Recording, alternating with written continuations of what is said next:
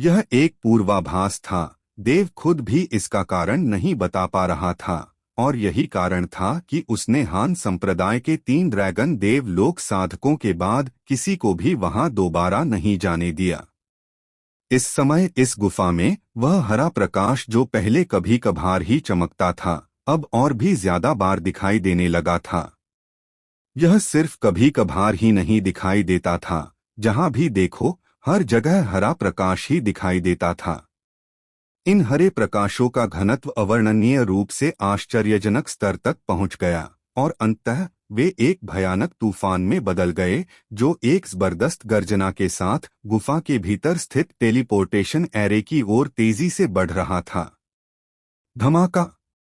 इस तेजी के साथ स्वर्ग और पृथ्वी का रंग बदल गया, और हवा और बादल पीछे की ओर घूमने लगे। टेलीपोर्टेशन एरे ऐसा लग रहा था मानो इस पल ढहने ही वाला हो, और अनगिनत हरी रोशनियां सीधे उसमें से गुजरकर टेलीपोर्टेशन एरे के दूसरी ओर स्थित वीरान दुनिया तक पहुंच गईं। बिना रुके हरी रोशनियां मानो बुद्धि से भरी हुई थीं, हवा में उड़ती हुई, और वास्तव में एक बार फिर एक दायरे के भीतर एक दायरे से गुजरी, सीधे उस महिला के शरीर में विलीन हो गईं जो उस समय मंच पर शांति से लेटी हुई थी। यह महिला वास्तव में सिया का असली शरीर थी। जैसे ही हरी रोशनियां उसके शरीर में समाईं, सिया की आकृति, जो हजारों सालों से गतिहीन लग रही थी, ने इस क्षण अपनी उंगलियां हिलाईं। उसकी आंखें अचानक खुल गईं, एक हरे रंग से भर गईं, जिससे एक अजीब सा एहसास हुआ। यह कौन है? सिया बोली, लेकिन बस यही एक वाक्य कहते ही उसकी आंखों का हरापन गायब हो गया। उसके सिर के ऊपर एक विशाल हथेली ने उसे दबा दिया, जिससे उसके आसपास के उज्ज्वल देवदूत और अंधकारमय रक्त देवदूत करुण चीखें निकालने लगे। सिया की आंखें फिर से बंद हो गईं, और उसका शरीर शांत रहा। ऐसा लग रहा था जैसे यह सब कभी हुआ ही न हो। फीनिक्स संप्रदाय मुख्यालय। ऐसा लग रहा था जैसे बहुत समय बीत गया हो, और फिर भी यह एक पल की बात भी लग रही थी। देव अपनी अचंभे से जाग उठा। अगर आप सचमुच मुझे अपना बेटा मानते हैं, तो आपकी बहू बनने के लिए सबसे योग्य व्यक्ति यही होना चाहिए। देव ने सिया को देखा, उसकी आंखें कोमलता से भर गईं। वह जानता था कि यह सिर्फ एक भ्रम था, सिया असली नहीं थी। देव की इच्छा शक्ति सिया के शरीर में प्रवेश कर गई, और जैसे ही देव के शब्द निकले, सिया ने अपना मुंह खोला और पिताजी पुकारा। यही एक शब्द था जिसने रुद्रप्रताप के मन में भयानक लहरें उठा दीं। इस क्षण रुद्रप्रताप की आंखें अचानक खुल गईं, और उसकी लगातार सिकुड़ी हुई भौहें आखिरकार ढीली पड़ गईं। जैसे ही उसकी आंखें खुलीं, रुद्रप्रताप के शरीर से एक भयानक गर्जने वाला दबाव फूट पड़ा।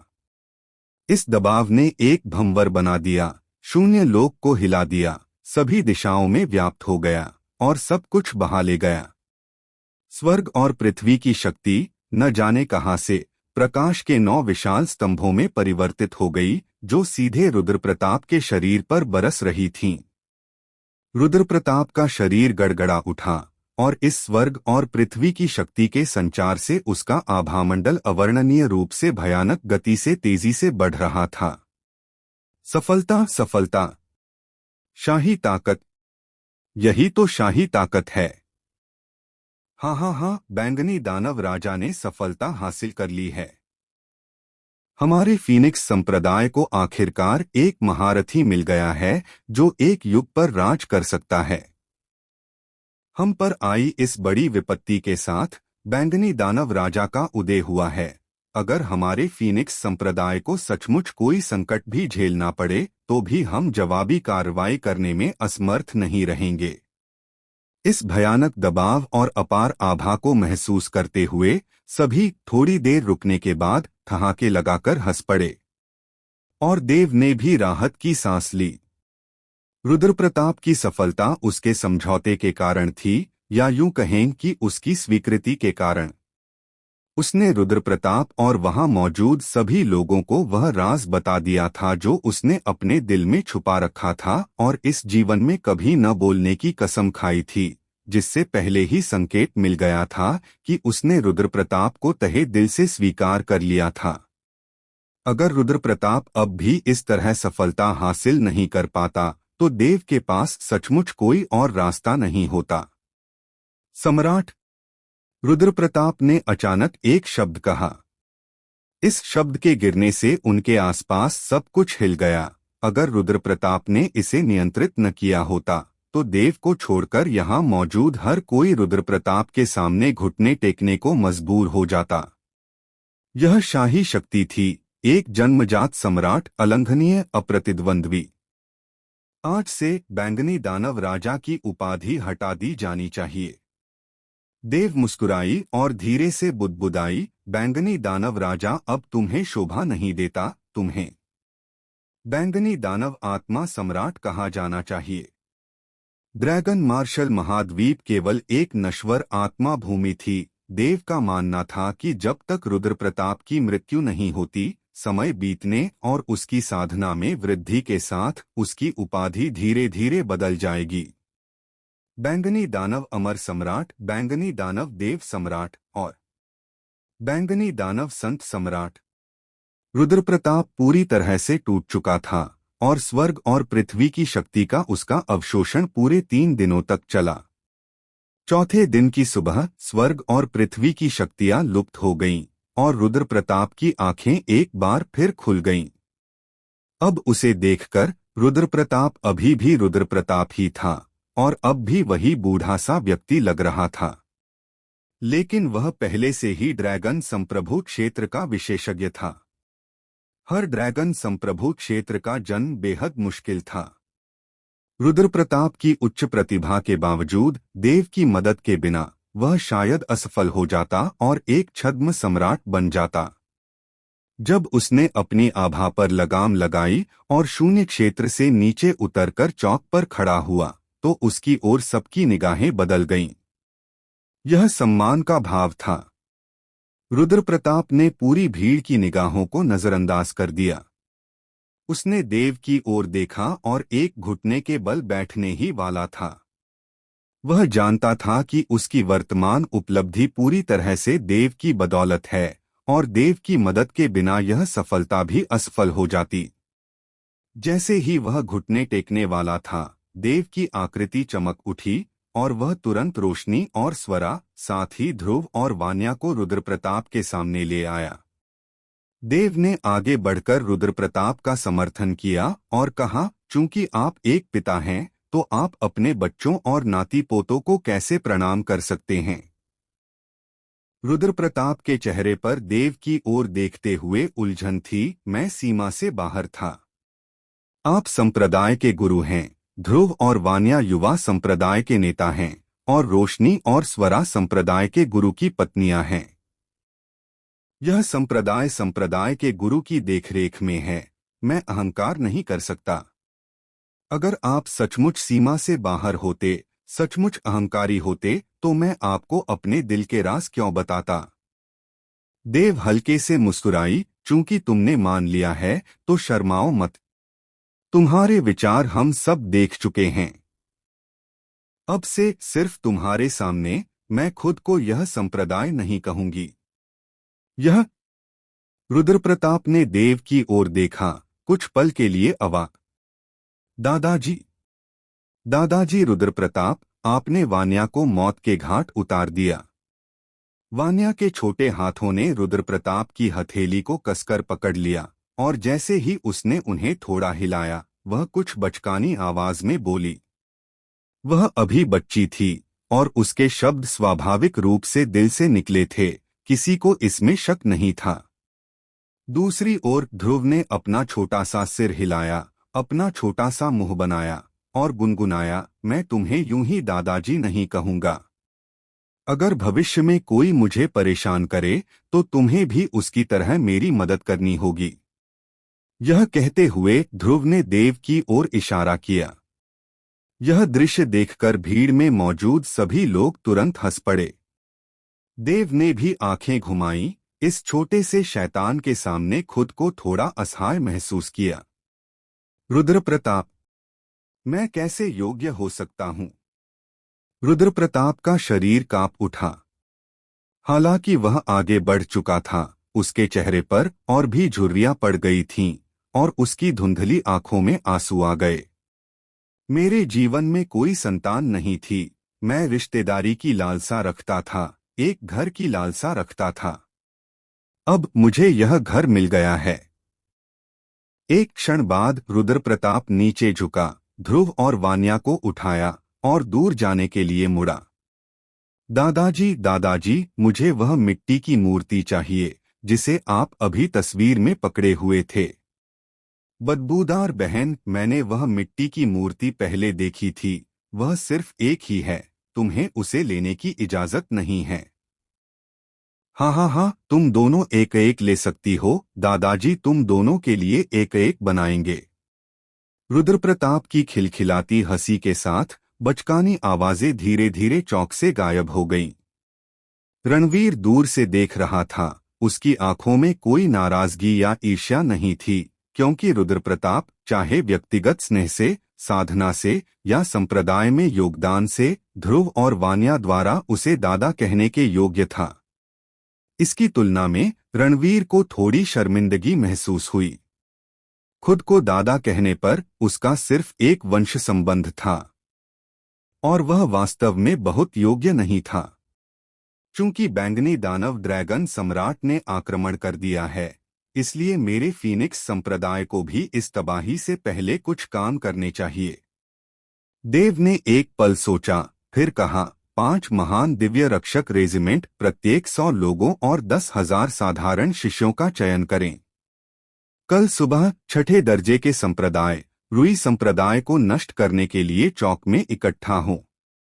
हाँ। जैसे ही सभी ने ऑर्डर स्वीकार किया, नीचे से जयकारों की एक गूंज उठी। उस रात आसमान काले बादलों से ढका हुआ था, मानो बारिश होने वाली हो। चांद की रोशनी काले बादलों से ढक गई थी और दुनिया अंधेरे में डूब गई थी। देव के कमरे में 2 लोग जिनका उसे लंबे समय से इंतजार था आ गए। स्वरा, रोशनी, अंदर आइए।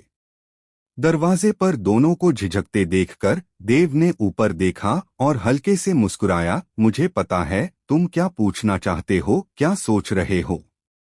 दोनों ने एक दूसरे को देखा और आखिरकार रोशनी ने कहा, क्या वह महिला वही है जिसकी तुम्हें हमेशा से अपने दिल में याद आती रही है? हाँ, देव ने बिना कुछ छिपाए जवाब देते हुए सिर हिलाया। उसका नाम सिया है। स्वर्ग और पृथ्वी उससे ईर्ष्या करते थे और तारों वाले आकाश ने उसे अस्वीकार कर दिया था। वह 30,000 वर्षों तक मेरे साथ रही और अंततः मुझे छोड़कर चली गई। 30,000 साल। दोनों को उस पर यकीन नहीं हुआ। ये शब्द सुनकर वे बस चुप हो गए। आज तक वे दोनों 30 साल से भी कम उम्र के थे। 30,000 साल उनके लिए यह कितना लंबा और दूर का समय था।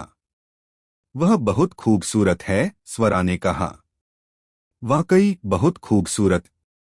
देव ने धीरे से सिर हिलाया, फिर मुस्कुराई। तुम दोनों भी बहुत खूबसूरत हो। नहीं, उसके सामने हम जुगनू की रोशनी और चमकते चांद के बीच के अंतर जैसे हैं। हम उससे मीलों पीछे हैं। स्वरा ने अपना सिर हिलाया।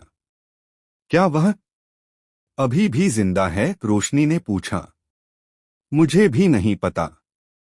देव ने अपनी नजरें उठाईं, गुफा की ओर देखते हुए, और धीरे से कहा, मैंने उसे यहाँ देखा है, लेकिन वह हमेशा शांति से लेटी रही है। वह जिंदा है या मर गई है, मुझे समझ नहीं आ रहा। तुमने उसे देखा है? दोनों ने ऊपर देखा। देव ने सिर हिलाया और कुछ नहीं कहा। आखिरकार रोशनी और स्वरा को बहुत कम अनुभव था।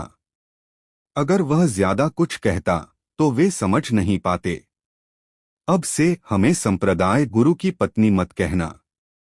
तुम्हारे लिए हमारा संबोधन अब भी सिर्फ संप्रदाय गुरु होगा, पति नहीं, रोशनी ने धीरे से कहा। देव चौंका और बोलने ही वाला था कि तभी उसने स्वरा को भी कहते सुना, ऐसा नहीं है कि हमें लगता है कि हम उससे कमतर हैं और तुम्हारे लायक नहीं हैं, बल्कि हमें लगता है कि अगर हम तुम्हें सचमुच पति कह सकते हैं तो कम से कम हमें उसकी सहमति तो चाहिए। जैसे ही उसकी आवाज धीमी हुई, दोनों रुके नहीं और कमरे से बाहर चले गए। उनके पीछे हटते हुए चेहरों को देखकर देव ने धीरे से आह भरी। उसने फिर ऊपर देखा, गुफा की ओर देखते हुए उसकी आंखें मानो टेलीपोर्टेशन एरे को भेदने, एक दायरे के भीतर एक दायरे को भेदने और विशाल मंच पर लेटी उस अद्वितीय आकृति को देखने में सक्षम थीं। किंग याओ, चाहे तुम सचमुच मर गई हो या जीवित हो, मैं फिर भी तुम्हारा इंतजार करूंगा, अनंत काल तक। ये शब्द धीरे धीरे कमरे से बाहर आकाश में फैल गए और गुफा तक पहुंच गए। मंच पर सिया की उंगली फिर से हिली। कौन है? वही शब्द, बिल्कुल 3 दिन पहले जैसे, लेकिन इस बार उसने अपनी आंखें नहीं खोली और वह विशाल हाथ फिर से प्रकट नहीं हुआ। अगली सुबह चौक पर फीनिक्स संप्रदाय के सदस्य पूरी तरह तैयार थे। देव ने स्वयं 5 महान दिव्य रक्षक रेजिमेंटों का नेतृत्व किया, जिनमें से प्रत्येक में 100 लोग और 10,000 साधारण शिष्य थे। उन्होंने 9 मेघ अमर मायावी व्यू को सक्रिय किया और सीधे वानबाओ मंडप की ओर चल पड़े। रुई संप्रदाय वांगान प्रांत में नहीं, बल्कि पिंगल प्रांत में स्थित था, जो वांगान प्रांत से सटा हुआ था। पूर्वी मकबरा साम्राज्य के चारों प्रांत एक दूसरे के बगल में थे।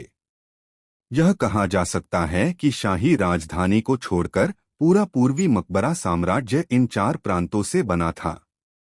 रुई संप्रदाय पिंगल प्रांत की सीमा पर स्थित था, जो वांगान प्रांत के सामने केवल कुछ 10,000 ली की दूरी पर स्थित था।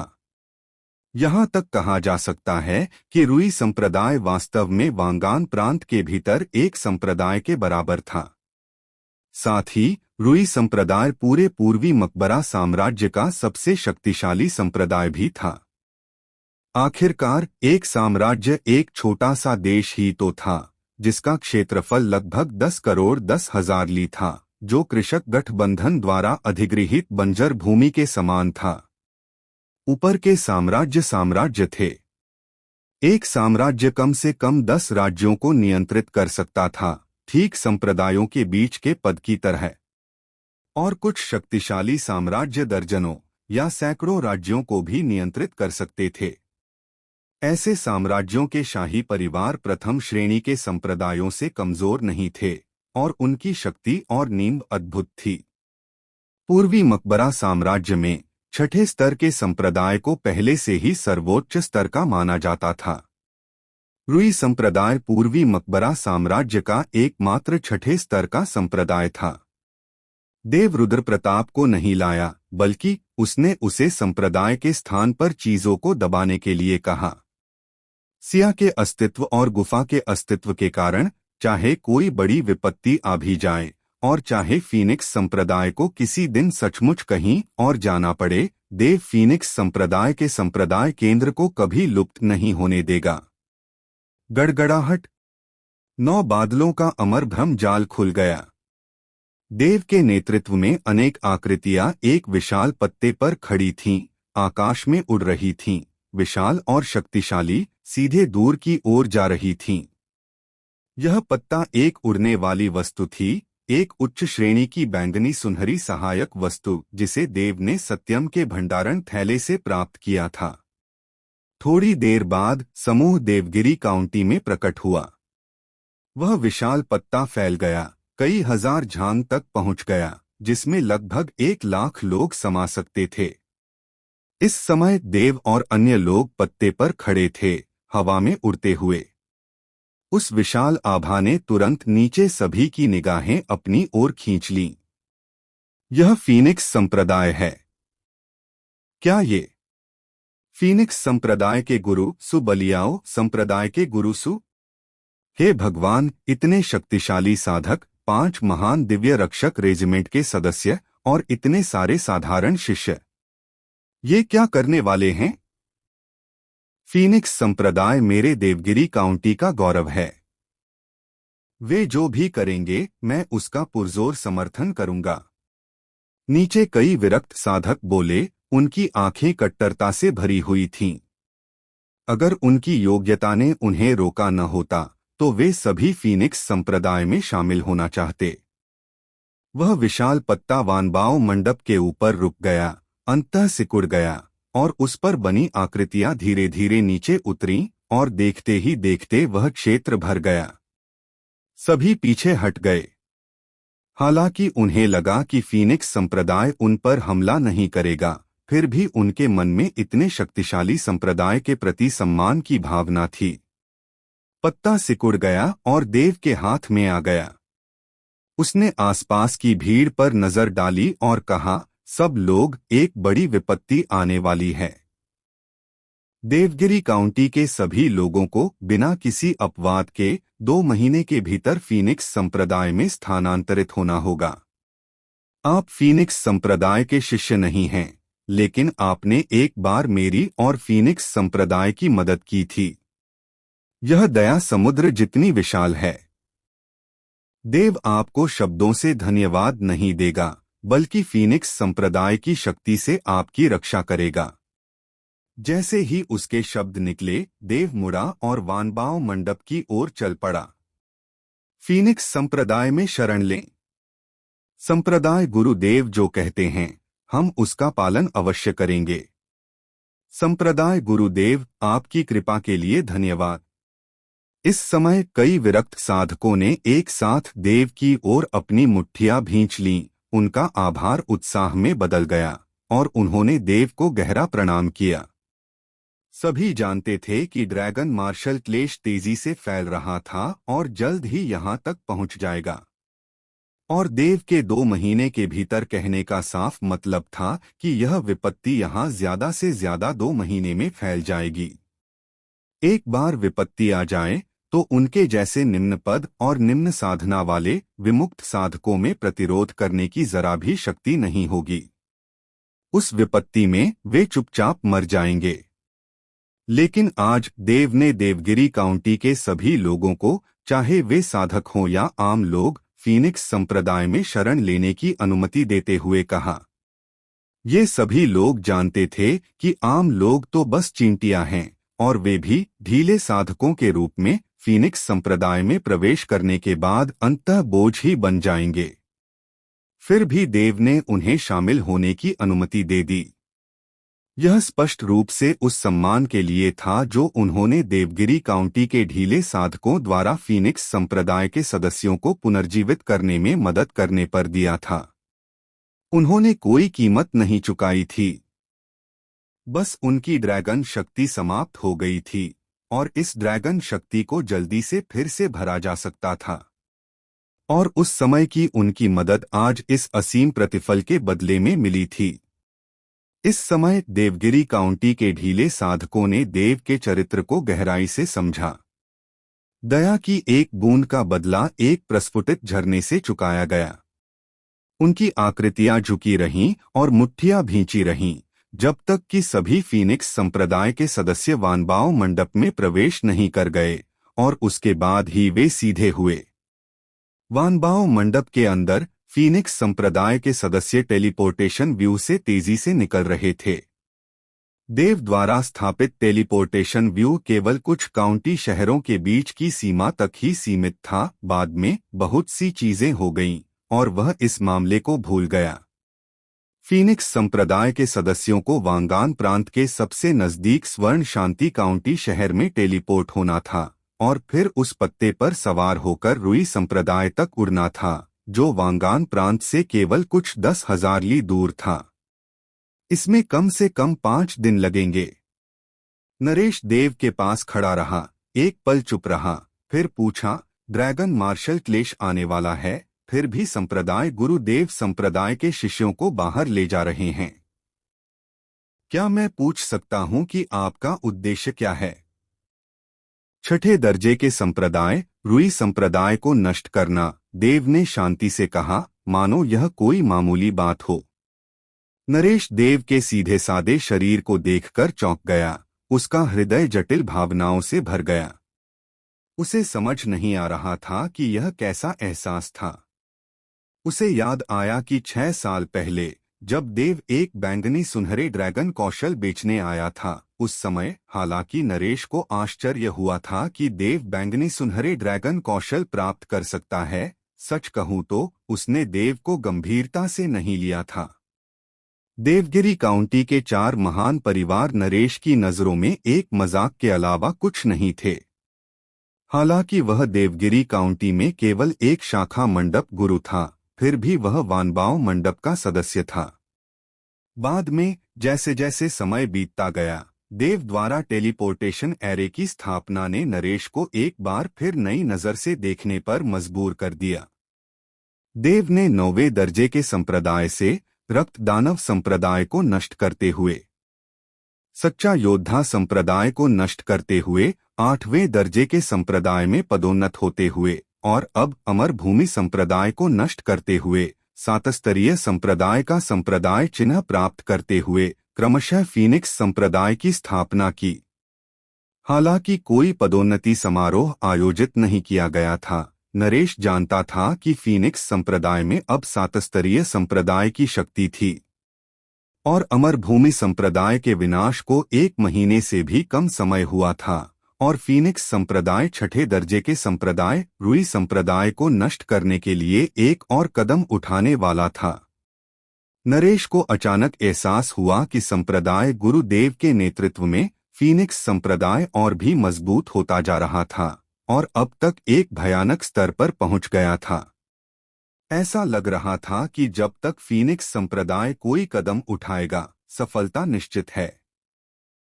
यह रक्त दानव संप्रदाय, सच्चा योद्धा संप्रदाय, विचारशील संप्रदाय और अमर भूमि संप्रदाय के लिए सच था। आज भी पूर्वी मकबरे साम्राज्य के सबसे शक्तिशाली संप्रदाय, जिसमें 5 लाख से ज्यादा शिष्य और अनगिनत विशेषज्ञ थे, को नष्ट करने के लिए रुई संप्रदाय में केवल 10,000 साधारण शिष्यों और 5 महान दिव्य रक्षक रेजिमेंटों के 500 सदस्यों को लाकर नरेश को नहीं लगा कि संप्रदाय गुरुदेव शेखी बघार रहे हैं। उसके साथ बहुत सारे चमत्कार हुए थे, यहाँ तक कि जब उसने लूजू के द्वार पर सुपर संप्रदायों के आरक्षित दाव बच्चों और संतों जैसे कई विलक्षण लोगों को मार डाला, तब भी वह अच्छी तरह से जीवित रहा। यहाँ तक कि जब उसका संप्रदाय लगभग नष्ट हो गया था, तब भी कोई न कोई मदद के लिए प्रकट हुआ, जिससे वधदेव मंडप एक आपदा से बच गया। यह बच्चा बहुत भाग्यशाली है। नरेश ने संप्रदाय गुरुदेव की आकृति देखी, मन ही मन आह भरी, थोड़ी ईर्ष्या, यहाँ तक कि थोड़ी जलन भी महसूस की। उसे अचानक अपने बारे में ख्याल आया, वह भी एक साधक था, लेकिन उसकी साधना बहुत कमजोर थी। वह केवल वानबाव मंडप की इस शाखा का प्रबंधन ही कर पा रहा था, साधना में आई कमी को पूरा करने के लिए अपनी प्रतिष्ठा का लाभ उठा रहा था। वानबाव मंडप ने एक बार मेरी मदद की थी, संप्रदाय गुरुदेव ने अचानक कहा। नरेश चौंका, फिर पूछा, संप्रदाय गुरुदेव की वर्तमान साधना के साथ आप शायद ड्रैगन देव लोक शिखर को टक्कर दे सकते हैं। और कौन संप्रदाय गुरुदेव को खतरे में डाल सकता है, जिसके लिए वानबाव मंडप को कार्रवाई करनी पड़े? विशाल द्वीप 7वें पवित्र पुत्र, संप्रदाय गुरुदेव ने उत्तर दिया। 7वें पवित्र पुत्र? नरेश की आंखें सिकुड़ गईं और वह हांफने से खुद को रोक नहीं पाया। कोई आश्चर्य नहीं। उस 7वें पवित्र पुत्र की शक्ति क्या है? संप्रदाय गुरुदेव ने पूछा। यह बूढ़ा आदमी नहीं जानता, नरेश ने अपना सिर थोड़ा हिलाया। 800 साल पहले विशाल द्वीप के 7वें पवित्र पुत्र प्रणीत ने एकांत में सफलता के लिए साधना शुरू कर दी थी। बाद में वह सफलता में सफल हुआ या नहीं, मुझे नहीं पता। और उसकी वर्तमान साधना क्या है, यह तो मुझे और भी कम पता। आखिरकार मैं इस देवगिरी काउंटी में वानबाव मंडप की एक शाखा का एक मंडप गुरु हूँ। मैं ऐसे पद वाले व्यक्ति की साधना कैसे जान सकता हूँ? नरेश ने कटु आत्महीन मुस्कान के साथ कहा। वह ड्रैगन संप्रभु क्षेत्र तक नहीं पहुंचा। उस समय जिसने मेरी मदद की थी वह वानबाव मंडप का पृथ्वी पुजारी धीरज था, संप्रदाय गुरुदेव ने कहा। पृथ्वी पुजारी? नरेश फिर से चौंक गया। गहरी सांस लेते हुए बोला, वानबाव मंडप के पृथ्वी पुजारी की सबसे निचली साधना छद्म सम्राट क्षेत्र है और वरिष्ठ धीरज का अस्तित्व काल विशाल द्वीप के 7वें पवित्र पुत्र के समान है। यह तर्कसंगत है कि उनकी शक्तियां तुलनीय हैं। हालांकि वरिष्ठ धीरज शीर्ष 10 पृथ्वी पुजारियों में से एक है, जो दर्शाता है कि 7वें पवित्र पुत्र की शक्ति भी अत्यंत शक्तिशाली है। संप्रदाय गुरुदेव ने थोड़ा सिर हिलाया, फिर बात करना बंद कर दिया और नरेश की ओर देखा। संप्रदाय गुरुदेव की निगाहों से नरेश थोड़ा घबरा गया। संप्रदाय गुरुदेव, आप इस बूढ़े आदमी को ऐसे क्यों देख रहे हैं? नरेश खुद को रोक नहीं पाया और पूछा। संप्रदाय गुरुदेव एक पल के लिए चुप रहे, फिर उदासीनता से बोले, आपने मुझसे वादा किया था कि टेलीपोर्टेशन एरे से होने वाला लाभ समान रूप से वितरित किया जाएगा, लेकिन आपने अपना वादा नहीं निभाया।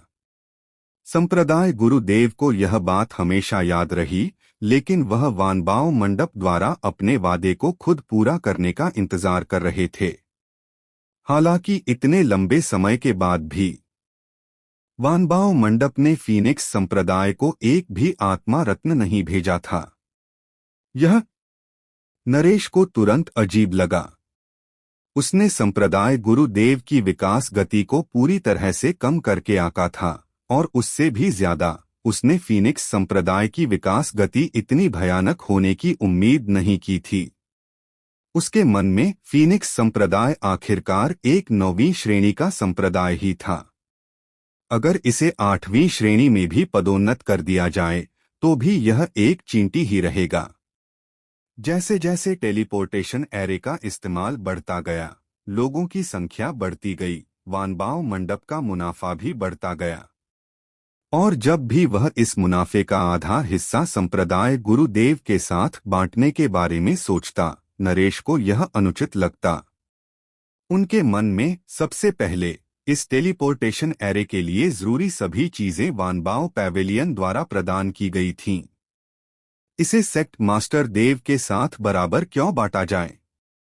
कहा जा सकता है कि सेक्ट मास्टर देव ने कोई कीमत नहीं चुकाई, बस उनके पास टेलीपोर्टेशन एरे स्थापित करने का एक तरीका था। दूसरी बात, नरेश ऊपर से तो संप्रदाय गुरुदेव के प्रति विनम्र दिखाई देते थे, लेकिन वास्तव में उनकी स्थिति को देखते हुए देवगिरी काउंटी के सबसे पहले स्थापित और सबसे पहले प्रवर्तित संप्रदाय हान संप्रदाय के संप्रदाय गुरु अजीत को भी उनके प्रति सम्मान दिखाना पड़ता था। सीधे शब्दों में कहें तो पूर्व संप्रदाय गुरुदेव की तो बात ही छोड़िए, अजीत ही क्यों न हो, अगर नरेश इसे नहीं देना चाहते तो भी वे इसे नहीं देते। और कोई कारण नहीं था, बस इसलिए कि नरेश इसे नहीं देना चाहते थे, और बस इतना ही काफी था। हालांकि संप्रदाय गुरुदेव शायद इसी वजह से वानबाव मंडप के साथ सहयोग न करें, लेकिन वानबाव मंडप किस तरह की शक्ति थी? वह संप्रदाय गुरुदेव को दूसरे चैम्बर ऑफ कॉमर्स के साथ सुरक्षित रूप से सहयोग करने की अनुमति कैसे दे सकता था? यह एक मजाक था। उपरोक्त कारणों को ध्यान में रखते हुए वानबाव मंडप ने फीनिक्स संप्रदाय को एक भी आत्मा रत्न नहीं भेजा। लेकिन अब मामला अलग था। संप्रदाय गुरुदेव ने नरेश, पूरे देवगिरी काउंटी, पूरे क्लाउड काउंटी शहर और यहां तक कि पूरे वांगान प्रांत को भी देखा था। फीनिक्स संप्रदाय ने अमर भूमि संप्रदाय के 3 मंडप गुरुओं को नष्ट कर दिया था। अमर भूमि संप्रदाय के कई ड्रैगन देव क्षेत्र साधकों को मिटा दिया था और अमर भूमि संप्रदाय को केवल नाम मात्र के लिए छोड़ दिया था। इससे यह पहले ही सिद्ध हो चुका था कि फीनिक्स संप्रदाय में 7 स्तरीय संप्रदाय को कुचलने और 6 स्तरीय संप्रदाय को टक्कर देने की शक्ति थी, और 6 स्तरीय संप्रदाय गुरु का दर्जा नरेश के लिए ध्यानपूर्वक विचार करने योग्य था। मैं पिछली बातों को नजरअंदाज कर सकता हूँ, और मैं यह पूछना बंद कर सकता हूं कि वानबाओ मंडप ने मुझे आत्मा रत्न क्यों नहीं दिए। मैं तुम्हें केवल दो विकल्प देता हूं। संप्रदाय गुरुदेव ने शांति से नरेश को देखा और कहा, सबसे पहले तुरंत 1 अरब स्पिरिट स्टोन निकालो और उन्हें फीनिक्स संप्रदाय को भेज दो। मुझे लौटते समय उन्हें देखना होगा। दूसरा, अब से मैं वानबाओ चैम्बर ऑफ कॉमर्स के साथ सहयोग नहीं करूंगा। मुझे लगता है कि दूसरे चैम्बर ऑफ कॉमर्स ने टेलीपोर्टेशन एरे से होने वाले मुनाफे को पहले ही देख लिया होगा। तुम्हें पता है कि कैसे चुनना है। 1 अरब स्पिरिट स्टोन, यह। नरेश चौंक गया। यह रकम वाकई बहुत ज्यादा थी। अगर उसने उस समय फीनिक्स संप्रदाय को स्पिरिट स्टोन भेजे भी होते तो भी कई टेलीपोर्टेशन एरे से होने वाला कुल मुनाफा इतना ज्यादा नहीं होता। हालांकि संप्रदाय गुरुदेव ने उसकी आगे की बातें बिल्कुल नहीं सुनी। अपनी बात पूरी करने के बाद वह सीधे टेलीपोर्टेशन एरे में चला गया, जिससे नरेश उदास भाव से गहरी सोच में डूबा हुआ रह गया। फीनिक्स संप्रदाय के शिष्यों को एक एक करके जाते देख, जब आखिरी शिष्य भी टेलीपोर्टेशन व्यूह में प्रवेश कर गया, तो नरेश के चेहरे की उदासी एक कड़वी मुस्कान में बदल गई। छोड़ो भी, ये सब मैंने खुद पर लादा है। लेकिन मैं सचमुच 1 अरब स्पिरिट स्टोन नहीं बना सकता। मुझे इस मामले में उच्चाधिकारियों से आवेदन करना होगा। वे क्या निर्णय लेंगे, यह उन पर निर्भर करेगा। यह सोचते हुए नरेश ने टेलीपोर्टेशन व्यूह की ओर देखा। उसकी आंखों में एक चमक थी। संप्रदाय गुरुदेव, आपकी विकास गति वाकई अद्भुत है, लेकिन मेरे वानबाओ मंडप को, जो इतने सालों से ड्रैगन मार्शल महाद्वीप में खड़ा है, किसी से भी खतरा नहीं हो सकता। अगर उच्चाधिकारी सहमत नहीं होते तो मेरे वानबाओ मंडप को निर्दयी होने का दोष मत देना। एक व्यापारी ऐसा ही होता है, मुस्कान में छिपा खंजर। सतह पर तो वे भाई जैसे लगते हैं, लेकिन जब बात सचमुच लाभ की आती है, तब भी वे अपने कार्यों में निर्णायक होते हैं। स्वर्ण शांति काउंटी शहर में वानबाओ मंडप का टेलीपोर्टेशन एरे टिमटिमाया और फीनिक्स संप्रदाय के सदस्य उसमें से निकल आए। यह वानबाओ मंडप 10,000 से ज्यादा लोगों को समायोजित करने के लिए पर्याप्त बड़ा नहीं था, इसलिए हजारों शिष्य पहले से ही वानबाओ मंडप के बाहर इंतजार कर रहे थे। स्वर्ण शांति काउंटी शहर में वानबाओ मंडप के प्रभारी व्यक्ति की आंखें टेढ़ी मेढ़ी थीं और वह नरेश से कहीं ज्यादा विनम्र लग रहा था। उसने फीनिक्स संप्रदाय के बारे में कई कहानियां सुनी थीं। सरल शब्दों में कहें तो फीनिक्स संप्रदाय देवगिरी काउंटी का एक संप्रदाय था, और बड़े शब्दों में कहें तो फीनिक्स संप्रदाय वांगान प्रांत का एक संप्रदाय था, पूर्वी मकबरा साम्राज्य का एक संप्रदाय। वर्तमान में फीनिक्स संप्रदाय ने अमर भूमि संप्रदाय को पहले ही नष्ट कर दिया था और इसे 7 स्तरीय संप्रदाय माना जा सकता था, लेकिन अमर भूमि संप्रदाय को नष्ट करने की शक्ति के साथ इसकी नींव स्पष्ट रूप से 6 स्तरीय संप्रदाय के स्तर तक पहुंच गई थी।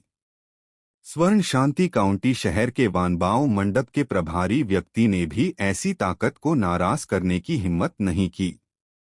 यह वही बेहतरीन चाय है जिसे देव ने कुछ समय पहले मेरे अधीनस्थों को याओशान पर्वत पर ढूंढने के लिए कहा था।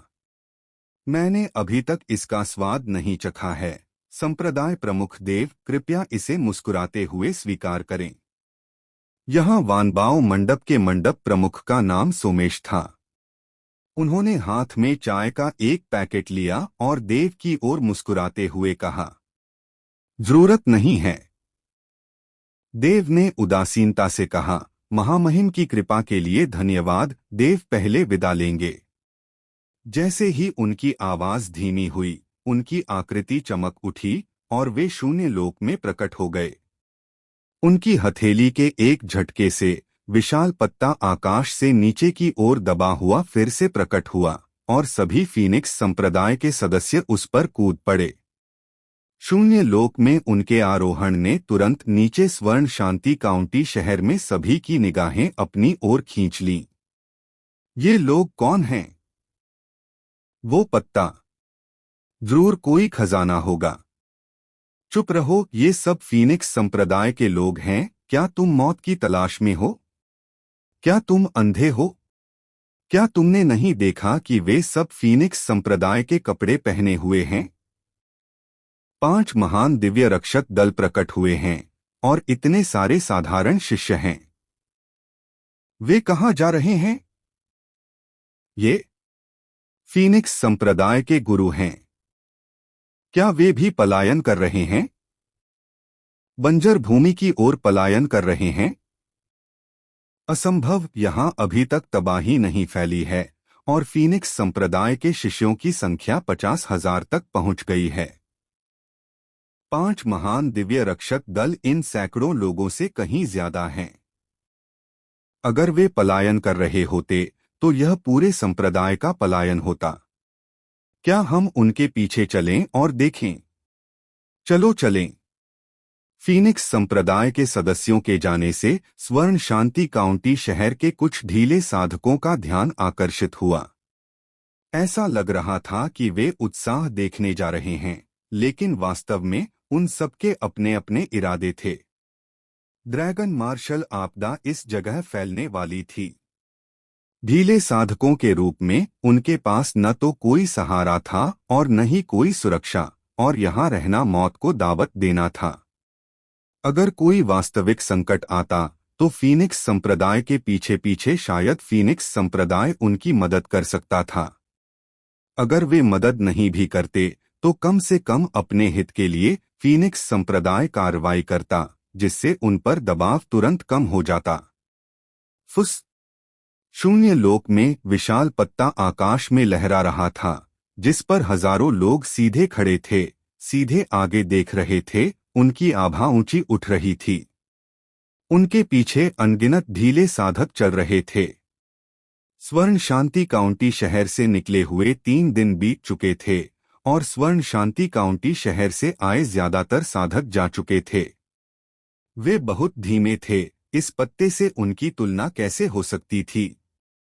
ये साधक वे लोग थे जिन्होंने रास्ते में फीनिक्स संप्रदाय के सदस्यों को देखा था और उनके पीछे पीछे चले थे।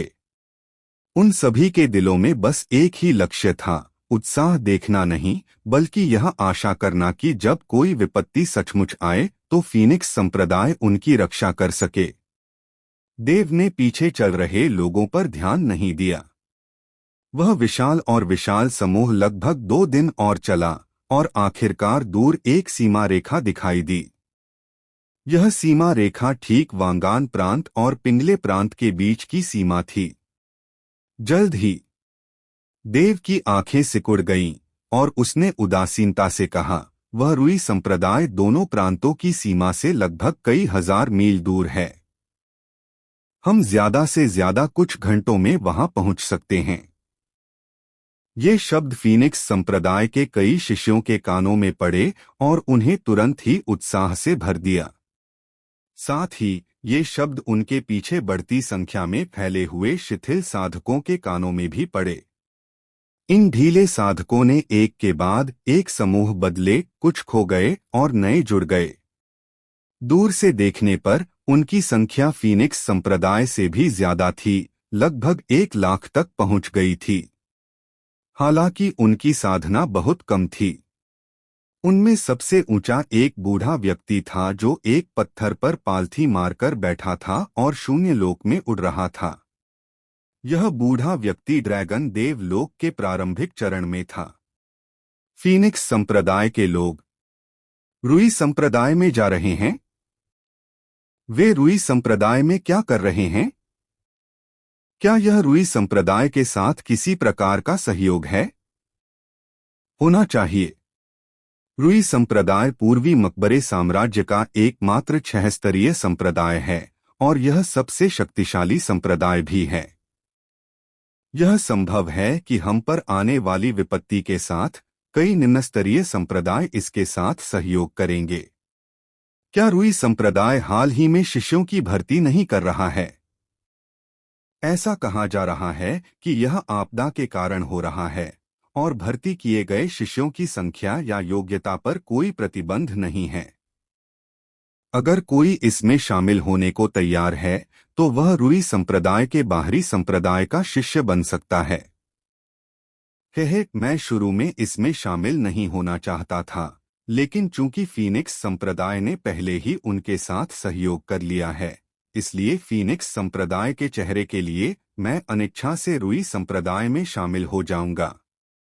कई साधक बोले, उनका शोर आसमान तक पहुंच गया।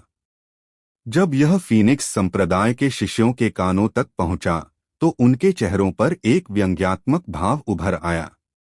सहयोग। देव भी हल्के से मुस्कुराई, शायद संसाधनों को साझा करना भी सहयोग ही है। 2 घंटे बाद दूर एक विशाल शहर दिखाई दिया। यह शहर लगभग कई 100 किलोमीटर के क्षेत्र में फैला था, जिसके 4 द्वार थे, पूर्व, पश्चिम, दक्षिण और उत्तर। दूर से देखने पर यह जमीन पर लेटे हुए किसी विशालकाय जानवर जैसा लग रहा था, जिसकी आभा अद्भुत थी। इस समय अनगिनत साधक जमीन पर हर दिशा से इस शहर की ओर दौड़ रहे थे और उससे भी ज्यादा साधक 4 द्वारों पर जमा थे। हर द्वार के सामने कई लोग खड़े थे, मानो अनजान जगहों से आ रहे उन भटके हुए साधकों को रोक रहे हों। हर द्वार के ऊपर सोने से जड़ा एक विशाल पट्टिका थी, जो बेहद आलीशान थी और जिस पर 3 बड़े अक्षर खुदे हुए थे, रुई शहर। यह शहर रुई संप्रदाय का निवास स्थान था। पूर्वी मकबरा साम्राज्य का सबसे शक्तिशाली संप्रदाय, केवल रुई संप्रदाय ही किसी संप्रदाय के निवास स्थान को शहर में बदल सकता था। हाँ, यह सच है। अफवाह है कि रुई संप्रदाय बिना किसी प्रतिबंध के शिष्यों की भर्ती करता है, और यह सच प्रतीत होता है। मुझे अभी अभी उस व्यक्ति का स्पष्ट एहसास हुआ। उसके पास केवल ड्रैगन शिरा क्षेत्र की साधना थी और वह अभी भी शहर में प्रवेश कर सकता था। जो लोग शहर में प्रवेश कर सकते हैं वे रुई संप्रदाय के शिष्य ही होंगे। ऐसा लगता है कि ड्रैगन शिरा क्षेत्र का साधक स्पष्ट रूप से रुई संप्रदाय का शिष्य बन गया है। अगर एक ड्रैगन शिरा क्षेत्र का साधक भी रुई संप्रदाय का शिष्य बन सकता है तो क्या हम सम्मानित अतिथि नहीं होंगे? फीनिक्स संप्रदाय के बाद कई ढीले साधकों ने खुशी से बात की। आखिरकार अगर वे रुई संप्रदाय में शामिल हो सकते और इस 6 स्तरीय संप्रदाय का संरक्षण प्राप्त कर सकते तो आपदा आने पर उनका संकट कम हो जाता। जैसे ही वे प्रसन्न हो रहे थे, फीनिक्स संप्रदाय का विशाल पत्ता आकाश में दिखाई दिया। सभी ने ऊपर देखा, नीचे रुई शहर के लोगों सहित। शादाब, यहां से निकलो। इस संप्रदाय के लिए। देव के मुंह से अचानक एक ठंडी चीख निकली, जिसकी किसी को भी उम्मीद नहीं थी।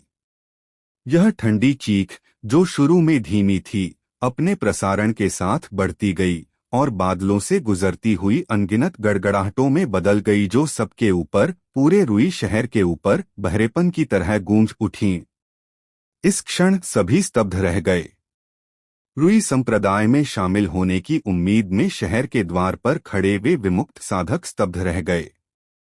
रुई संप्रदाय के असंख्य शिष्य, जो इन विमुक्त साधकों की जांच कर रहे थे, भी उतने ही स्तब्ध थे।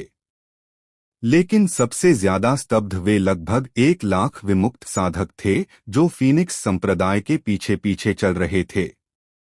यह क्या हो रहा है? शादाब कौन है? अभी बोलने वाला व्यक्ति फीनिक्स संप्रदाय का गुरु, सर्वोच्च विलक्षण प्रतिभा वाला सुबलियाओ था। क्या यह हो सकता है कि यह शादाब कोई विमुक्त साधक हो जिसने किसी बात पर सुबलियाओं को नाराज कर दिया हो और इसलिए वह रुई शहर में छिपा हुआ है, इस उम्मीद में कि रुई संप्रदाय उसे आश्रय दे सके? मेरी जान बचाओ। वह शादाब रुई संप्रदाय के गुरु का बेटा है, उनका इकलौता बेटा और रुई संप्रदाय का युवा संप्रदाय नेता भी। रुई संप्रदाय का युवा संप्रदाय नेता? यह फीनिक्स संप्रदाय रुई संप्रदाय के साथ सहयोग पर चर्चा करने तो नहीं आया है ना? हे भगवान, मुझे यह बताने की हिम्मत मत करना कि फीनिक्स संप्रदाय रुई संप्रदाय के लिए मुसीबत खड़ी करने आया है। मैं फीनिक्स संप्रदाय और रुई संप्रदाय से सुरक्षा पाने के इरादे से यहाँ तक आया हूँ। अगर वे मुसीबत खड़ी करने आए हैं तो मैं भाग जाना पसंद करूंगा। ऐसा संभव नहीं होना चाहिए। रुई संप्रदाय में 5 लाख शिष्य हैं और चूंकि वे हाल ही में शिष्यों की भर्ती कर रहे हैं, इसलिए अब उनके पास कम से कम 7 से 8 लाख शिष्य हैं।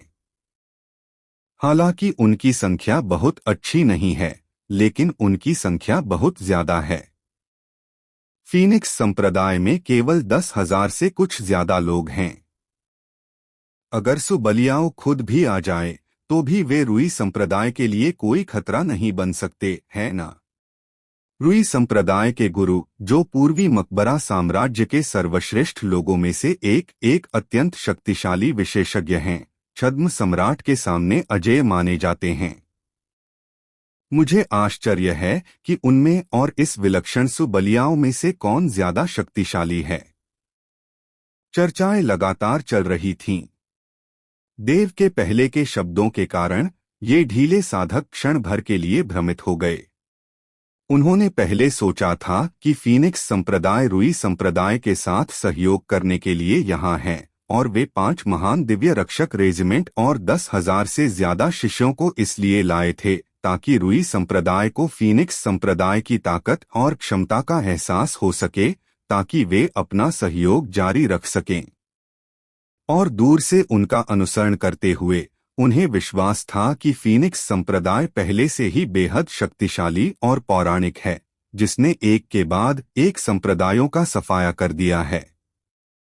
पूर्वी मकबरा साम्राज्य के सबसे शक्तिशाली संप्रदाय रुई संप्रदाय के साथ उनके सहयोग से स्पष्ट रूप से उनकी ताकत में उल्लेखनीय वृद्धि होगी। भले ही उन्हें फीनिक्स संप्रदाय से सुरक्षा न मिले, वे रुई संप्रदाय में शामिल हो सकते थे, जो वर्तमान में बिना शर्त शिष्यों को स्वीकार कर रहा था। लेकिन मौजूदा बदलाव उनकी उम्मीदों से कहीं ज्यादा लग रहे थे, जिससे रुई संप्रदाय में शामिल होने का उनका मूल इरादा थोड़ा रुक गया। शादाब, यहां से निकलो।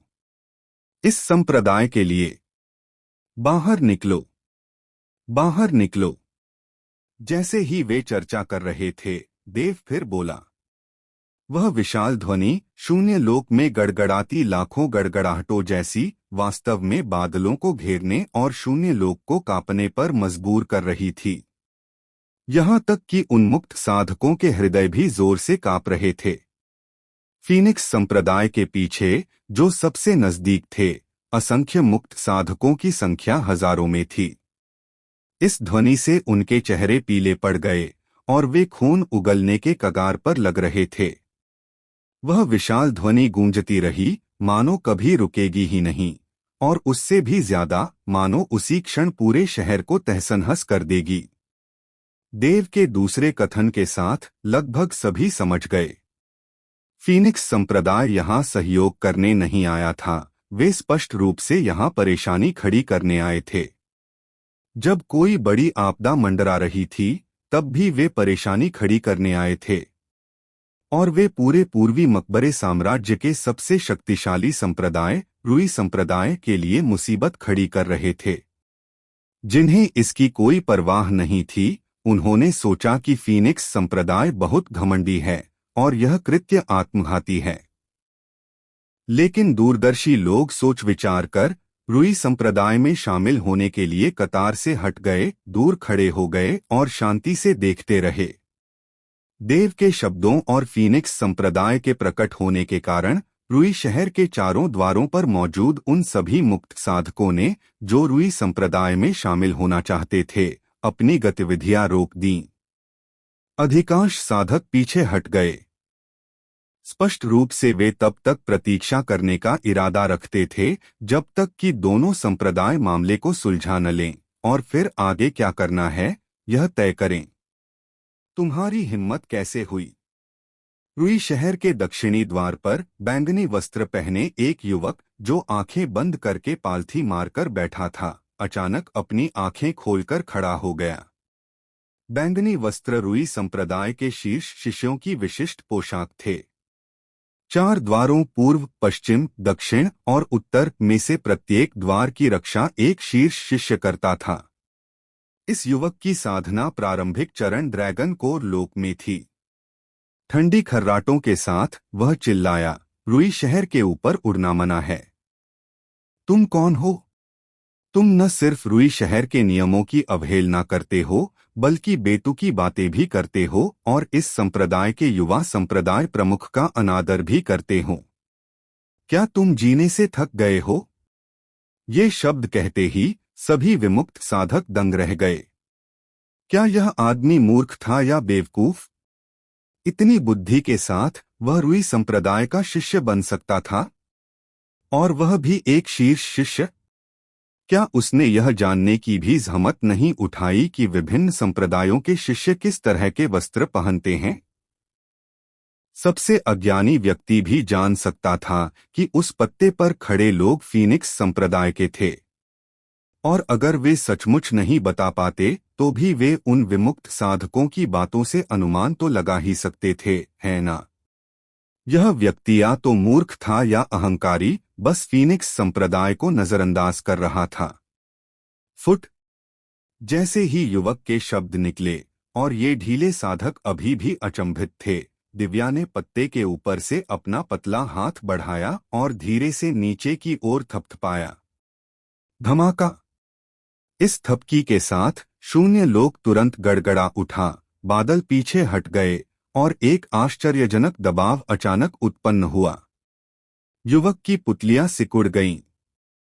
उसने स्पष्ट रूप से उम्मीद नहीं की थी कि दिव्या रुई शहर के ठीक सामने उस पर हमला करने की हिम्मत करेगी। खतरे का उसका एहसास तुरंत बढ़ गया। जैसे ही उसने अपना हाथ हिलाया, उसके पूरे शरीर पर प्रकाश की परतें दिखाई देने लगीं, और उसी क्षण उसकी प्रारंभिक चरण ड्रैगन कोर लोक साधना की ड्रैगन शक्ति भी फूट पड़ी। धमाका। उस हथेली ने नीचे की ओर प्रहार किया, सीधे युवक पर। इस क्षण युवक के सभी सुरक्षा कवच पूरी तरह से टूट गए, मानो सूखी घास उखाड़ दी गई हो। एक भी कवच उस हथेली को एक सांस के लिए भी नहीं रोक सका। थप्पड़। उसके सभी सुरक्षा कवच टूट जाने के बाद हथेली अचानक सिकुड़ गई, एक सामान्य व्यक्ति के हाथ के आकार की हो गई और युवक के चेहरे पर जोरदार तमाचा मारा। उसके चेहरे पर असहनीय दर्द हुआ और युवक ने एक तीखी चीख निकाली। इस क्षण उसका बायां गाल पूरी तरह से धंस गया था। अगर कोई बगल से देखे तो देख सकता था कि इस युवक का केवल आधा चेहरा ही था। जैसे ही वह चीखा, एक जबरदस्त शक्ति उसके शरीर पर काम करने लगी, सीधे उसके अंदर प्रवाहित हुई, उसके आंतरिक अंगों को पूरी तरह से नष्ट कर दिया। ड्रैगन कोर, जिसे उसने इतनी मेहनत से संघनित किया था, इस क्षण एक गड़गड़ाहट के साथ टूट गया। उस एक हथेली के नीचे उसका शरीर बड़े बड़े कौर खून उगलता और चीखता हुआ दक्षिणी द्वार से सैकड़ों मीटर पीछे की ओर उड़ता हुआ चला गया और अंततः जोर से जमीन पर गिरा, जिससे धूल का एक बादल उठा। इस दृश्य ने फीनिक्स संप्रदाय को छोड़कर सभी को, जिनमें ढीले साधक और रुई संप्रदाय के शिष्य भी शामिल थे, गहरी सांस लेने पर मजबूर कर दिया। फीनिक्स संप्रदाय। उन्होंने सचमुच कोई कदम उठाने की हिम्मत की। यह दिव्या हैं, फीनिक्स संप्रदाय के तारों भरे आकाश के दिव्य रक्षकों की प्रमुख। मैंने एक बार उनका चित्र देखा था। इस बार नगर के ड्रैगन दिव्य रक्षक प्रमुख और संत शीत दिव्य रक्षक प्रमुख के अलावा बाकी 3 दिव्य रक्षकों के प्रमुख भी आ गए हैं। इतना बलवान! वह युवक, वह रुई संप्रदाय का एक शीर्ष शिष्य है। उसकी साधना मेरी साधना से कहीं बढ़कर है, कम से कम ड्रैगन कोर क्षेत्र में तो। क्या फीनिक्स संप्रदाय सचमुच रुई संप्रदाय के प्रकोप से नहीं डरता? एक बड़ी विपत्ति मंडरा रही है। फीनिक्स संप्रदाय अपनी रक्षा नहीं कर रहा है, फिर भी वे 6 स्तरीय संप्रदाय की गरिमा को चुनौती देने आए हैं। वे क्या सोच रहे हैं? अनेक टिप्पणियां फैल गईं, और सबकी निगाहें शून्य लोक की ओर, पत्तों के बिल्कुल सामने खड़े श्वेत वस्त्रधारी व्यक्ति की ओर मुड़ गईं। परम विलक्षण प्रतिभा, देव सुबलियाओं। चाहे वह फीनिक्स संप्रदाय हो या सुबलियाओं का नाम उनके उदय के क्षण से ही वे पूरे वांगान प्रांत में गूंजने लगे थे। अब लगभग पूरा पूर्वी मकबरा साम्राज्य इस संप्रदाय को जानता है, जो भयानक गति से तेजी से ऊपर उठ रहा है। 6 वर्षों में यह पहले ही 8 स्तरीय संप्रदाय बन चुका है। इतनी गति भयावह है। और इससे पहले इसने 7 स्तरीय संप्रदाय अमर भूमि संप्रदाय को भी नष्ट कर दिया था। हालांकि कोई पदोन्नति समारोह नहीं हुआ, फिर भी सभी जानते थे कि फीनिक्स संप्रदाय अब 8 स्तरीय संप्रदाय नहीं बल्कि 7 स्तरीय संप्रदाय बन गया है। 6 वर्षों में यह 9वीं श्रेणी के संप्रदाय से 7 स्तरीय संप्रदाय में बदल गया है। क्या आज फीनिक्स संप्रदाय 6 स्तरीय संप्रदाय में बदल जाएगा? सबकी सांसें तेज हो गईं। सभी ने यही सोचा। किसी संप्रदाय को अपनी स्थिति स्थिर करने के लिए 6 साल का समय ही काफी होता है, लेकिन फीनिक्स संप्रदाय पहले ही 2 स्तरों पर आगे बढ़ चुका है। अगर फीनिक्स संप्रदाय आज भी आगे बढ़ सकता है, तो इसका मतलब है रुई संप्रदाय का नाश निश्चित है, क्योंकि पूरे पूर्वी मकबरे साम्राज्य में 6 स्तरीय संप्रदाय का संप्रदाय चिन्ह केवल एक ही संप्रदाय के पास है, और वह है रुई संप्रदाय। अब क्या आप जानते हैं कि हम कौन हैं? दिव्या बोली। उसकी स्पष्ट ठंडी आवाज नीचे तक फैल रही थी, जो सभी ढीले साधकों और रुई संप्रदाय के सभी शिष्यों को सुनाई दे रही थी। रुई संप्रदाय के शिष्यों को कैसे पता नहीं चला कि देव और अन्य फीनिक्स संप्रदाय से थे? बात बस इतनी थी कि वह युवक बहुत घमंडी था और फीनिक्स संप्रदाय को बिल्कुल भी महत्व नहीं देता था। बोलते समय भी वह फीनिक्स संप्रदाय से अपना परिचय देने की मांग करता था। उसकी मूर्खता, उसके अहंकार के कारण उसकी साधना अपंग हो गई और उसका भाग्य अज्ञात हो गया। फीनिक्स संप्रदाय, तुम सचमुच बहुत साहसी हो। उत्तरी द्वार से एक और व्यक्ति बोला। यह एक महिला थी जो लगभग 30 वर्ष की लग रही थी और जिसने एक उच्च शिष्य के बैंगनी वस्त्र पहने हुए थे। मेरे रुई संप्रदाय में तुम्हारी इतनी बेतुकी हरकतें करने की हिम्मत कैसे हुई? क्या तुम्हें सच में लगता है कि मेरे रुई संप्रदाय में हिम्मत नहीं है? धमाका। उसके शब्द निकलने से पहले ही दिव्या ने हल्के से एक और हथेली हिलाई। धमाका। इस हथेली की गति और भी तेज थी। महिला का चेहरा पूरी तरह बदल गया, इससे पहले कि वह बोल भी पाती। उसके वस्त्र फट गए और उसका कुछ मांसल शरीर आकाश और पृथ्वी के सामने आ गया। इससे पहले कि ढीले साधक उसके शरीर को अच्छी तरह देख पाते, हथेली ने उसे ढक लिया। महिला ने मुंह में ताजा खून उगल दिया। उसका चेहरा तुरंत पीला पड़ गया और उसके शरीर के भीतर का ड्रैगन कोर गड़गड़ाहट के साथ ढह गया। उसका शरीर वास्तव में जमीन में कई मीटर तक धंस गया था और जब उसे दोबारा देखा गया तो वह खून से लथपथ थी, बहुत पहले मर चुकी थी और उसका कोई अखंड शरीर नहीं था। इस दृश्य ने एक बार फिर कई ढीले साधकों को अचंभित कर दिया। दिव्या ने तीसरी बार पश्चिमी द्वार पर एक शीर्ष शिष्य पर सीधा वार किया। वे इस समय शून्य क्षेत्र में खड़े थे, ठीक रुई शहर के केंद्र में, जहां पूर्व, पश्चिम, दक्षिण और उत्तर के द्वार स्पष्ट रूप से दिखाई दे रहे थे। पश्चिमी द्वार पर लगभग 40 साल का एक आदमी खड़ा था। दिव्या की हथेली को अपनी ओर आते देख उस आदमी का चेहरा एकदम बदल गया। बिना कुछ कहे वह तुरंत उठा और पश्चिमी द्वार की ओर दौड़ पड़ा।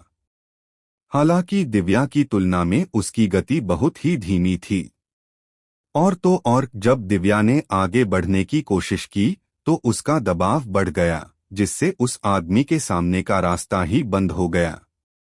वह आदमी उत्तरी द्वार की ओर भागने ही वाला था, लेकिन दबाव के कारण वह आगे नहीं बढ़ सका। दबाव से जीवन मरण का संकट गहरा गया। अगर वह जोर से टकराता तो दबाव को छूते ही उस आदमी को यकीन हो गया कि उसकी मौत हो जाएगी। मैंने तुमसे बदतमीजी से बात नहीं की। उसी क्षण वह आदमी अचानक बोल पड़ा और उसके शब्दों ने आसपास के ढीले साधकों को क्षण भर के लिए स्तब्ध कर दिया। उन्होंने सोचा था कि यह व्यक्ति फिर से कुछ धमकी भरे शब्द कहेगा, लेकिन इन शब्दों में समझौते और समर्पण की झलक साफ दिखाई दे रही थी। हालांकि उसने जो भी कहा, दिव्या की हथेली रुकी नहीं। शादाब और उन दो ड्रैगन देव क्षेत्र शिखर के बुजुर्गों की वजह से दिव्या का दिल पहले से ही रुई संप्रदाय के प्रति राक्षसी हत्या के इरादे से भरा हुआ था। हालांकि इस समय उसने इस हत्या के इरादे को नियंत्रित किया, यह जानते हुए कि इसे प्रकट करने का समय नहीं था। जब उसकी हथेली उस आदमी के पास पहुंची तो वह थोड़ा रुकी, फिर अचानक सिकुड़ गई। उस आदमी की आकृति को पकड़कर उसे शून्य क्षेत्र में उठा लिया। तुम उस आदमी का चेहरा पीला पड़ गया था, निराशा से भर गया था। हालांकि वह सीधे तौर पर मारा नहीं गया था। देव और दूसरों का सामना करते हुए उसने महसूस किया कि उसके शरीर के सारे बाल खड़े हो गए हैं, उसकी खोपड़ी बेकाबू होकर झुनझुनी कर रही है। तुम बताओ, हम कौन असल में हैं? दिव्या ने उस व्यक्ति को घूरते हुए, आंखें सिकोड़ते हुए उदासीनता से कहा। फीनिक्स संप्रदाय, तुम फीनिक्स संप्रदाय हो? वह व्यक्ति बिना किसी हिचकिचाहट के बोला। गलत उत्तर। दिव्या ने अपना सिर हिलाया और उसकी हथेली ने अचानक जोर लगाया। एक धमाके के साथ यह व्यक्ति सीधे टुकड़े टुकड़े हो गया। वे स्पष्ट रूप से फीनिक्स संप्रदाय से हैं, तो फिर यह गलत उत्तर क्यों था? फीनिक्स संप्रदाय के लोग आज इसे जाने नहीं देंगे। ऐसा लगता है कि रुई संप्रदाय के शिष्य चाहे कुछ भी कहें, उन सभी का यही हश्र होगा। विमुक्त साधक हैरान होकर भौहें चढ़ा रहे थे। उन्हें समझ नहीं आ रहा था कि दिव्या और अन्य जो स्पष्ट रूप से फीनिक्स संप्रदाय से थे, उत्तर को गलत क्यों कह रहे थे। आखिरी दिव्या की नजर पूर्वी द्वार पर खड़े बुजुर्ग पर पड़ी। बैंगनी वस्त्र पहने यह बुजुर्ग, हालांकि बूढ़ा था, रुई संप्रदाय का एक आंतरिक संप्रदाय शिष्य भी था। उसकी साधना सर्वोच्च थी, ड्रैगन कोर क्षेत्र मध्य चरण में। दिव्या को अपनी ओर देखते देख उसने कुछ नहीं कहा और उसके ड्रैगन कोर क्षेत्र मध्य चरण की शक्ति प्रस्फुटित हुई। लगभग एक पल में वह पूर्वी द्वार में घुसने ही वाला था। भनभनाहट। लेकिन इसी समय पूर्वी द्वार पर अचानक एक प्रकाश पर्दा प्रकट हुआ। इस प्रकाश पर्दे पर वास्तव में अनगिनत भ्रामक लंबे ब्लेड दिखाई दे रहे थे और इन लंबे ब्लेडों से खतरे का एक अत्यंत प्रबल आभास निकल रहा था। बुजुर्ग की आकृति अचानक रुक गई, लगभग खुद को सीधे टकराने से रोक नहीं पा रहा था। अगर वह टकराता तो इस प्रकाश पर्दे पर मौजूद सच्ची क्यूई उसे निश्चित रूप से टुकड़े टुकड़े कर देती। मुझे पता था कि तुम भाग जाओगे, दिव्या ने हल्की सी मुस्कान के साथ चौथी बार अपनी हथेली हिलाई। पल भर में वह बूढ़े आदमी के पास पहुंच गई, उसे अपने हाथ में पकड़ लिया। तुम मुझे जवाब दो, हम कौन हैं? दिव्या के मुंह से भी यही सवाल निकला। पागलों का झुंड, विकृत लोग। बूढ़ा आदमी मन ही मन दहाड़ा। उसे लगा कि चाहे वह कुछ भी जवाब दे, वह मौत से नहीं बच पाएगा। वह चुपचाप कांप रहा था, बेहद भयभीत, बस यही उम्मीद कर रहा था कि रुई संप्रदाय के शक्तिशाली साधक जल्दी से प्रकट हो जाएं। मैं तुम्हें 3 सांसें दूंगा। 3। दिव्या ने थोड़ा सा मुंह बनाया, मानो उसका धैर्य जवाब दे रहा हो। 2। इस शब्द के आते ही बूढ़े आदमी की पलकें जोर से फड़कने लगीं। 1। दिव्या की आंखों में एक ठंडी चमक चमक उठी और वह उसे कुचलकर मार डालने ही वाली थी। लेकिन इसी समय जैसे ही बूढ़ा आदमी कांप रहा था, उसे अचानक प्रेरणा की एक किरण दिखाई दी और वह जोर से दहाड़ा तुम फीनिक्स संप्रदाय के वरिष्ठ लोग हो, वरिष्ठों का एक समूह। ओह, दिव्या ने अपनी हरकतें रोक दीं और उत्सुकता से बोली, फिर से कहो। तुम वरिष्ठ लोग हो, सभी वरिष्ठ लोग, तुम मेरे दादा, मेरे परदादा, मेरे परदादा हो। बूढ़ा आदमी पूरी तरह से टूट गया। उसकी दहाड़ वहां मौजूद सभी लोगों ने सुनी। और मैं, दिव्या मुस्कुराई। तुम तुम मेरी दादी हो, मेरी परदादी हो। नहीं, नहीं, नहीं, मेरे परदादा तुमसे शादी करने के भी लायक नहीं हैं। तुम मेरे पुराने पूर्वज हो, मेरे पूर्वज हो, मेरे 18वीं पीढ़ी के पूर्वज हो। बूढ़े आदमी की सांस फूल गई। उसे लगा कि जीना मरने से भी बदतर है।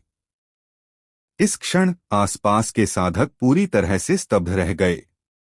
उन्हें आखिरकार समझ में आया कि पिछली बार उस व्यक्ति ने जो कहा था, उसे दिव्या ने गलत जवाब क्यों माना था। तो तुमने उसे दादा नहीं कहा, तुमने उसे पूर्वज नहीं कहा। यह चापलूसी, यह सचमुच स्वर्ग और पृथ्वी को हिला देती है, भूतों को रुला देती है। लगता है ऐसा अनुभव पाने के लिए बूढ़ा होना ही चाहिए। मैं प्रभावित हूँ, मैं दीवारों का सहारा भी नहीं लेता, मैं तो बस इस बूढ़े से प्रभावित हूँ। कई विमुक्त साधकों की पलकें बेतहाशा फड़क उठीं।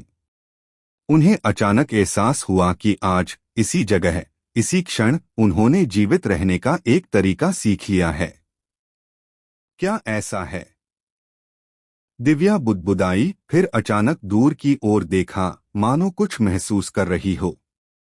वह मंद मंद मुस्कुराई और सीधे उस बूढ़े आदमी को दूर फेंक दिया। क्योंकि मैं तुम्हारा पूर्वज हूँ, इसलिए मैं तुम्हारी जान बख्श दूंगी, दिव्या ने कहा। यह सुनकर बूढ़ा आदमी इतना उत्साहित हो गया कि लगभग रो पड़ा। यह देखकर कि उसे सचमुच मुक्ति मिल गई है और उसकी साधना पुनः स्थापित हो गई है, उसने तुरंत कुछ नहीं कहा, पूर्वी द्वार से नहीं गया और सीधे शून्य लोक से रुई संप्रदाय की ओर दौड़ पड़ा। जैसे ही वह रुई संप्रदाय की ओर दौड़ा, रुई शहर से अचानक प्रकाश की दर्जनों धाराएं फूट पड़ी। वे प्रकाश धाराएं आकृतियों में बदल गईं, कुल मिलाकर दर्जनों। सामने एक लाल वस्त्रधारी व्यक्ति था, जिसका चेहरा उदास था और जिसने एक बुजुर्ग की पोशाक पहन रखी थी। उसने दिव्या की ओर नहीं, बल्कि आंतरिक संप्रदाय के शिष्य, उस बूढ़े व्यक्ति की ओर देखा, जो उसकी ओर दौड़ रहा था। धमाका! जैसे ही उसने उसे देखा, लाल वस्त्रधारी एल्डर ने सीधा हमला कर दिया, अपना बड़ा हाथ आकाश में घुमाते हुए उस बूढ़े व्यक्ति पर जोर से वार किया, जो अभी भी मन ही मन जश्न मना रहा था और जरा भी प्रतिक्रिया नहीं दे रहा था। बूढ़े व्यक्ति ने लाल वस्त्रधारी एल्डर को अविश्वास से देखते हुए मुंह में खून थूक दिया। उसका चेहरा पीला पड़ गया था, उसका शरीर पीछे की ओर उड़ गया था। ऐसा लग रहा था जैसे उसके भीतर का ड्रैगन कोर टूटने वाला है और उसका भौतिक शरीर बिखरने वाला है। क्यों? बूढ़े व्यक्ति को यकीन नहीं हो रहा था कि वह फीनिक्स संप्रदाय के लोगों से तो बच निकला था, लेकिन अपने ही लोगों द्वारा लगभग मारा जा चुका था। जब उसने लाल वस्त्रधारी एल्डर और अन्य लोगों को देखा, तो उसका दिल अभी भी खुशी से फूला नहीं समा रहा था, यह सोचकर कि आखिरकार रुई संप्रदाय का एक शक्तिशाली साधक प्रकट हुआ है और उसे आज मरना नहीं पड़ेगा। लेकिन अब क्यों? अपने ड्रैगन कोर के झटके और अपने भौतिक शरीर की कमजोरी को महसूस करते हुए बूढ़ा आदमी दांत पीसते हुए कर्कश स्वर में बोला, चूंकि वे तुम्हारे पूर्वज हैं, तो मेरे रुई संप्रदाय का तुमसे क्या काम? लाल वस्त्रधारी बुजुर्ग ने ठंडी सांस ली और दूसरी हथेली पर हाथ मारा। धमाका! इस हथेली के नीचे एक धीमी सी आवाज गूंजी। बूढ़े आदमी की आंखें चौड़ी हो गईं और उसका भौतिक शरीर उसी क्षण अचानक ढह गया। इसके साथ ही उसका ड्रैगन कोर भी ढह गया। अपनी मृत्यु तक बूढ़े व्यक्ति को यह समझ नहीं आया कि दिव्या को लाल वस्त्रधारी बुजुर्ग और अन्य लोगों के आगमन का आभास हो गया था, इसीलिए उसने उसे जाने दिया था। अभी अभी जो शब्द कहे गए थे, वे लाल वस्त्रधारी बुजुर्ग ने भी सुने थे और क्रोध में आकर उसने अपना अधिकार स्थापित करने के लिए उसका इस्तेमाल किया था।